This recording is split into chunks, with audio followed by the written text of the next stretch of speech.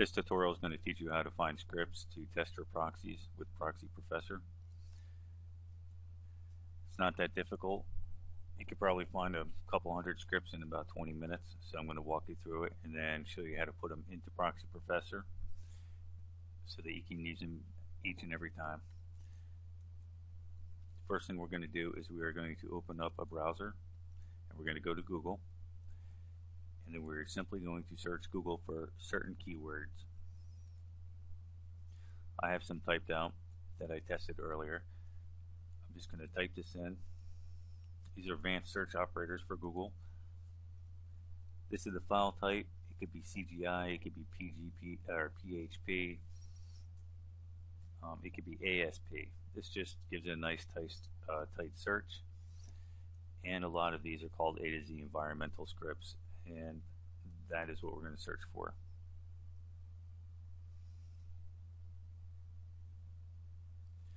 I'm going to shrink the browser down a little bit.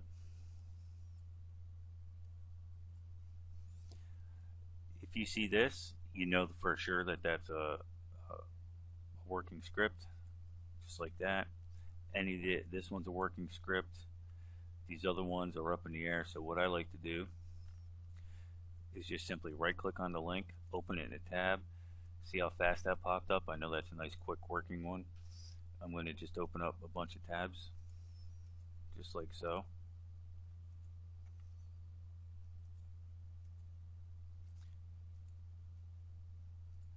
And if it works like this, if it works, it looks like this or similar. If it doesn't work, it looks like this. It just doesn't have those information in there. If you see this, bail. Obviously that one's not working. So there you go, you found three real quick. So all I will do at this point is I will add them to my list. I will just take the link, paste it into the text pad.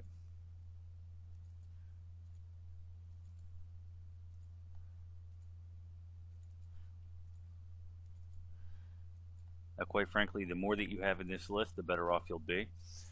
If you were there for the webinar, then you remember me telling you guys that you could use all kinds of different system environment scripts. You can use Proxy Judges, you can use Windows ASP. So there's a whole different, there's literally tons of different types of scripts that you can use with Proxy Professor. You just got to figure out what the keywords are, type them in there, and then check them manually in the browser, and then paste them into the text file. It's pretty much that simple. Even this one's a working one. And see, on some of these you're going to see where it says anonymous level. Ignore those. You don't need to worry about that whatsoever.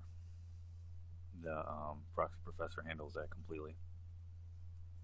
So what I'm going to do now is I'm going to go to Proxy Professor itself.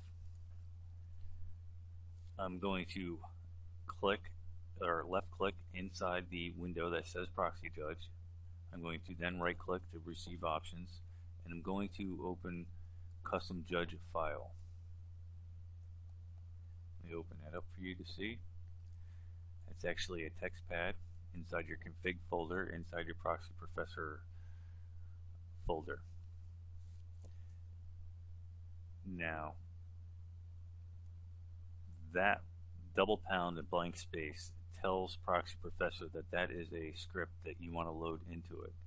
So what I'm going to do, since we took these right out of the browser, we know that they worked because we eyeballed them.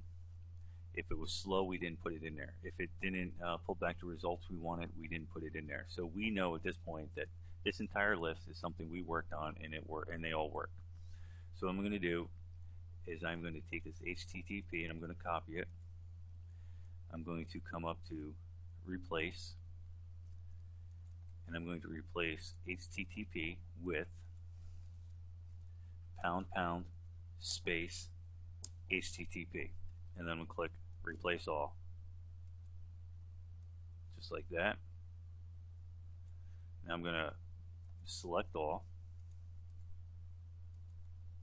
and at this point I could either overwrite these or I can append it to them. So what I'm going to do is I'm just going to paste them below that. Now once again, the reason you have so many in here, the more that you have inside the program, the better it runs, and the less system resources it uses, or the less server resources it uses. So it's a good idea to have a lot in there. Now the next time you run Proxy Professor, not today because you don't need to, but we're going to do it just to show you.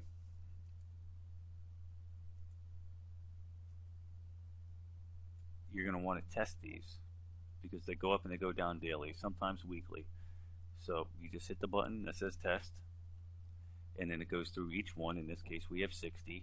It didn't like one of them, so it took it out. So now there's only 59, and that's what it's going to do. You hit the test button, you let it run for a few moments. The ones that it don't like, or the ones that are too slow, or the ones that are not responding properly, it removes automatically.